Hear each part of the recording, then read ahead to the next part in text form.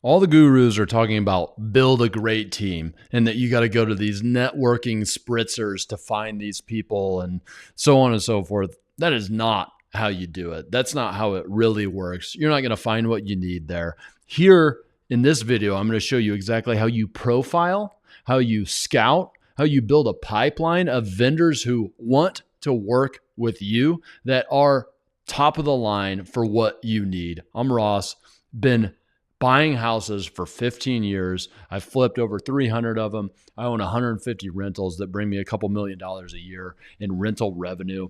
And I have 0 employees in my real estate business. And this video is the last of 5 of a series that I've been explaining exactly how I'm able to pull that off through vendors, through my philosophy, through the different way that I build workflows. There's a few different types of workflows. And this is the tactical way that I actually go find these vendors, the right ones, and how I manage them.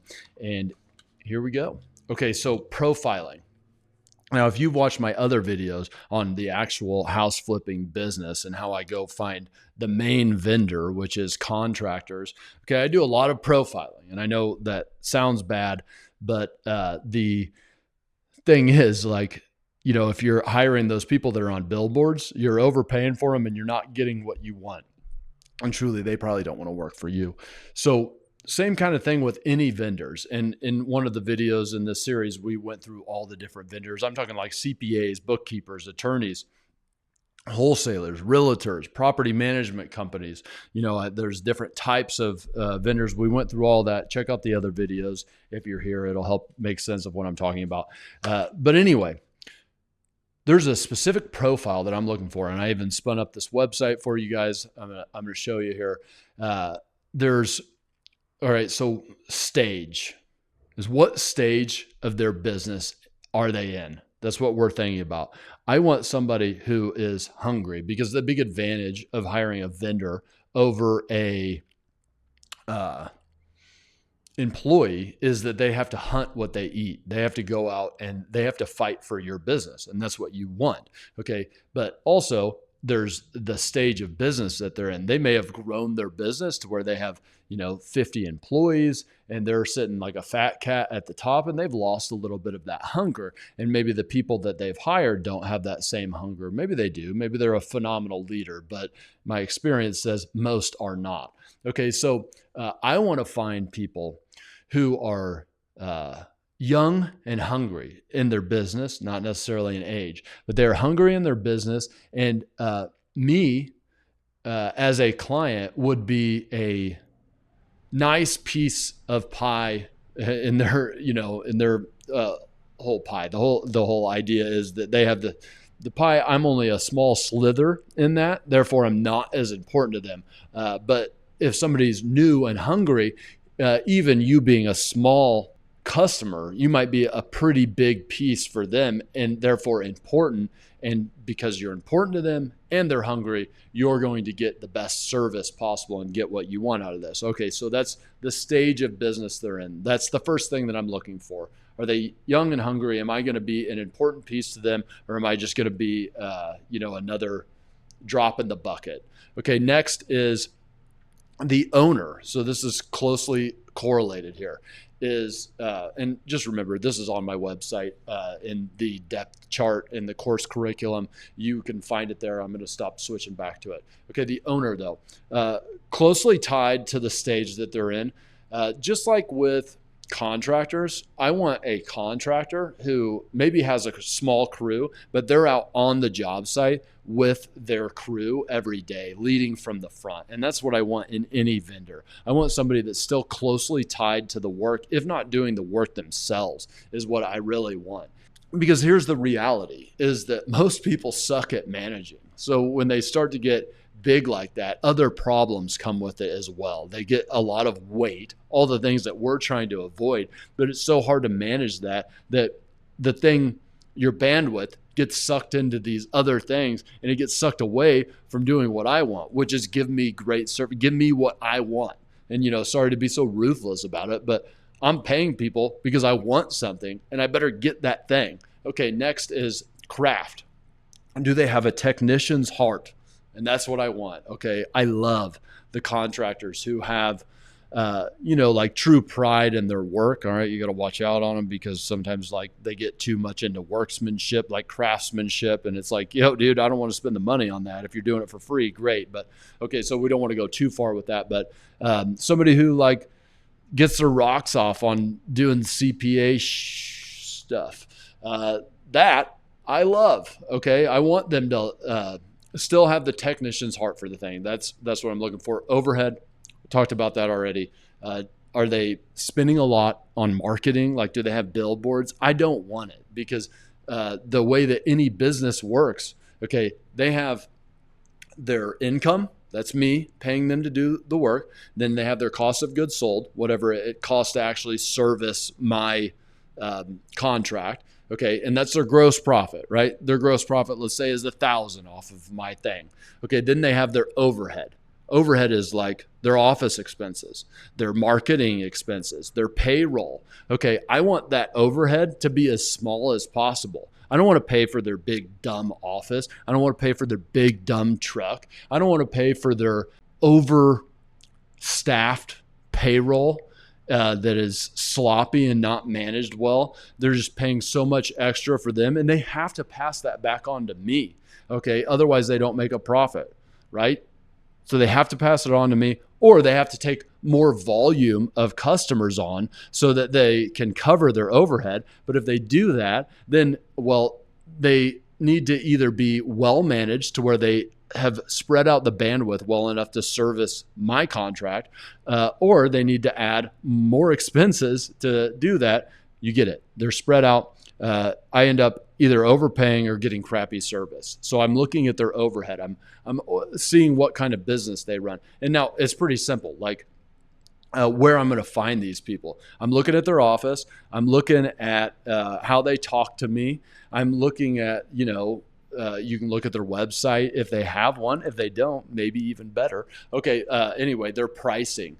I want to know, can they explain numbers to me? I was just thinking about, I had to search for a new CPA in the last couple of years, and I was going and meeting new ones or whatever. And this one guy was like grilling me on questions. And like, I know a salesperson when I see it, and I'm like trying to figure out their pricing structure and such. And he wasn't telling me because I knew what he was actually trying to do is he was trying to fish for me because his price was the most he could get out of me. That was his price. And that's not what you want. You want somebody that has tried and true numbers because, this goes back to the technician's heart. It's very rare that you find a technician that's also a salesperson. Okay, so if they're a salesperson, rarely would they be a technician. I want a technician. I don't want the salesperson. I want the salesperson in my sales role. Okay, interest. This goes back to the stages they're in. Are they hungry? Are they interested in me? Like, are they pursuing to make me a part of their business? Like, they want the work from me and they're showing me that. I'm not saying that they're like on their knees begging me for my work, please come. But I'm saying that we have a mutual like, oh, hey, I want to be good to you. You want to be good to me. We would like to work with each other. A mutual thing, not the laissez-faire, like I'll take you, whatever, fill out the form online and stuff. That's great. Like if you're a business owner and you can do things automatically like that, that is great for you. I'm not going to hire you though. I want people who are working with me. Okay. It's once again, some of these thoughts might be ruthless, but that's what we're looking for. I'm here to teach you guys what you should be looking for. Okay. Communication. Responsive, direct. This goes in line with the interest thing. If they care about my business, they're going to be responsive. And also the way they communicate tells me about how organized they are. Okay. I don't want somebody that is disorganized and chaotic, because if they are, okay, that is going to obviously spread to their work. It's rare that somebody doesn't clean the room, but they also give you a polished, organized project. That's the type of person they are. They got a messy desk. You're going to get a messy job. Okay. And then last thing is gut check. I think about that CPA that I was just telling you about. I knew when I met him that something fell off. Obviously I was able to put like tangible like words to exactly what was off about him, the whole salesmanship thing, but it felt like something was wrong. If something feels wrong, get the heck out of there. That's your body's intuition. It knows something is wrong, and follow it. Trust the gut. It's cool. All right, great. So that is how I profile. Okay, and now we have scouting and building your pipeline. So this is an important concept here, guys, that this is the same with contractors as it is with other vendors. Okay, especially your business driver type of vendors. All right, go back and watch the other videos if you don't understand what I mean by the business driver. But they are what makes your business scale. Okay, and scale could mean to go to the moon, or scale could mean to buy back your bandwidth so you can go focus time on your family. Either way, you need to have a depth chart. And when I say a depth chart, think of a football team. Okay, the football team, yes, has the quarterback that you watch play, but they also have a second string quarterback and a third string quarterback, because sometimes a quarterback's knee gets blown out and you got to put the second string into place. Same thing with your vendor list, right? You should always have a backup plan, because especially for the business drivers, if they are what makes your business go and they're gone, that's going to be a problem for you. Okay, so of course, there is the advantage of the way that we do business that, okay, well, if that happens, I'll just contract a little bit because I don't have employees. I'm not in the payroll prison. I can just contract for a little bit while I figure this out. Great. Doesn't add any stress to me or you. That's one way. The other way is, okay, quarterback blew out his knee, put in the second string, no problem. And so either one of those strategies gives you freedom, right? You're not taken up by the stress of this. But I don't want my business to shrink if it doesn't have to. I'd rather everything go well. So I make sure I have my pipeline built. Okay, so I'm thinking about vendors just like any salesperson would. It is a pipeline that I'm constantly building. So I'm constantly out meeting these people, especially the business driver type of contractors. And I'm putting them in a database, a CRM, and I'm following up with them. I'm making sure that I keep a relationship with them. Okay, and let me show you here. I made a quick one for you. This is not my actual one. These are fake people, but it's simple. We don't have to get complex there. There's the vendor, the name of the vendor, Blue Door PM. And then there's the contact info, their name, their phone number, email address. Those would be different columns. And then the type, that's a property manager. Status, active. Here are the statuses here at the bottom. Active, bench, one off. Inactive, fired, or lead. Active means they're active. They're a person that I currently employ.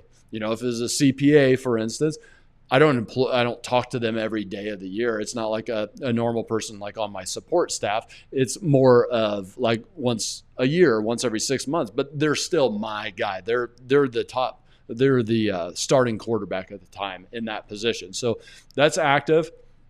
Bench means that I've met with them and I haven't used them yet. They're my second string quarterback. Okay, one off is somebody that I hired like one time, don't need them anymore. And, I have them as a different tag on there because in my database, I like to get people out of the way that aren't the most, important stuff in front of me. Inactive just means, they're not part of my bench, haven't used them in a while, nothing wrong with them, as opposed to fired. Not on my bench because I've worked with them. I'm never going to hire them again. They're my do not call list. And then a lead. This is especially true for like contractors that our businesses are directly correlated to the quality and the amount of contractors that we have. Okay, so like if I'm at a stoplight and I see a white work van that fits the profile of contractor that I hire, at a stoplight, I'm going to take a picture of it. I'm going to put it into my CRM, my pipeline, my depth chart, and they're a lead. I haven't even talked to them yet because once I talk to them, then they would become part of my bench and is inactive or just out of my CRM if I didn't like them after I scouted them. Okay, so that's what I'm talking about. with scouting, you're following up on these people, and you're building your pipeline. And then the lead and manage the relationship. I'm not going to talk about this much, guys, because it's not. I don't think really my place. There's other like business thought leaders and such that you might look at for something like this. If it's specifically contractors and wholesalers and realtors, that's all in my course content. Okay, we talk about that stuff a lot. That is like driving the business. So I'm just going to generalize here. This is the main thing that I want. I want one head to chop. Okay, I don't want to go have a business where there's a bunch of different people I'm talking to. I want one person that holds responsibility for things. Okay. And then other than that, what I want to do is I want to be very clear in my vision. I want to be very clear in the expectations. And then I want to hold ruthless accountability to the expectations that we both agreed upon. This is managing anything, including contractors, including vendors, including employees, that you want to be clear and truthful in the expectations. You want to make sure that it's agreed upon. That's a really hard thing to do, easier said than done. What I say is not necessarily what you hear. That's a skill that you'll build over time, is the communication. But after I'm sure that those things are agreed upon, then the work gets done. I manage from afar, be a macro manager at that point. And then at the end, when the job is done, you hold ruthless accountability to the expectations that you both agreed upon. But if you have not set the expectations and you try to hold accountability, you're just a dick. So make sure that you get really good at holding accountability, because the truth about leading and managing anybody is it's all about relationship capital. This is like a key concept in my philosophy, but just think of it like a bank account. You put in money and you take out withdrawals. Same thing with relationship capital. You are sometimes having to hold ruthless accountability, and you withdraw a little bit out of that relationship capital. And so you're constantly thinking about also giving back to the relationship so the bank account doesn't go to zero. Next is rating and vetting vendors. All right, there's this whole concept out there of price, speed, and quality. Pick two. You can only pick two. And that's probably true. That kind of holds up, I'd say. But let me say a couple things. Price, yes. All right, that's an important thing to me. Price, though, is not about getting things done for cheap, because you are thinking about relationship capital. So if somebody is doing something that doesn't make them money, it is not going to last. Okay, but I'm certainly looking for, as you've seen in this video and all the other ones in this series, always looking for people who are working efficiently and being like, I don't want them to send their kids to college off of every job they do for me. Okay, so I want it to be tight, because I like to look at myself like Costco for them. I'm going to continue to give them good business, and I want a discount for that volume. Okay, that's fair to ask, because the discount is fair to ask because their overhead should be less if they can account on me, and they count on me because of the relationship capital we have, and so on and so forth. So that's price. Okay, things can only be so cheap, or they won't last, or bad things will happen. They'll cut corners. This applies to contractors and other vendors. Speed. This one, guys, like if you need things done fast all the time, you're doing something wrong. People need projects done fast because they bought crappy deals. You need tasks done fast because you were unorganized. And like fast adds so much stress to your life. And the whole idea of this is to gain freedom, freedom, not only like in actuality, but also in your brain. If you're stressed out about crap all the time, you are not free. And like speed is the number one thing that makes you anxious all the time. So I try to build my whole business around not needing any of that. And finally, there's quality. Okay.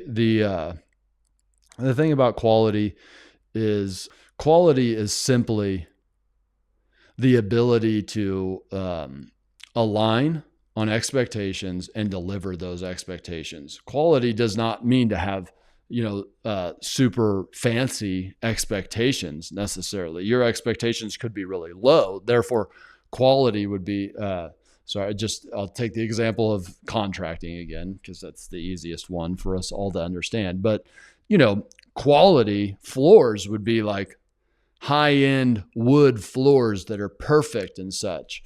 Okay, well, I don't want that quality. That would be a really poor investment for me. I would be paying extra for the work. I would be paying extra for the material, even if I got a great deal. Okay, no, I want LVP. I want, on some, I want like laminate rolled on or whatever. Okay, so for me, the quality would be having consistent floors throughout with, flooring that I have in stock. So that way, if there's a problem with a rental later, I can go in and fix it. All right. So quality doesn't mean craftsmanship, and that applies to the other vendors as well.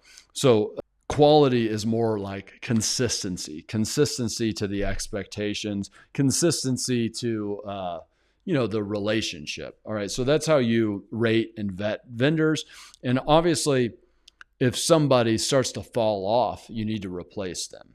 And maybe you have somebody in the pipeline behind them ready to step up, or maybe you need to go out and find that person, or maybe your business starts to grow in a way that demands higher ratings from your vendors. And that would also be a time to upgrade. And that's why part of the all-weather approach is always upgrading vendors or always recruiting better vendors, because ideally your business is growing. And even if it's not, it might be growing in a way that is shrinking the bandwidth that you need on it. You're taking your work week from 40 hours to 10 hours, and that is growth as well. And usually what is required to do that is higher quality vendors, because as you've seen throughout this whole series, remember this is number 5 of a series of videos on hiring and for the house flipping business, being a one-man business.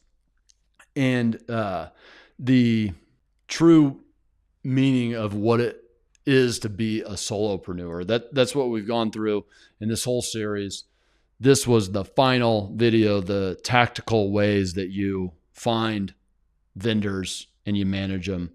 Go back to the beginning if you haven't seen the other ones. Guys, also remember I have a free for now school community. It's linked in the description. And if you've watched all these videos already, check out this one. I'll see you guys soon.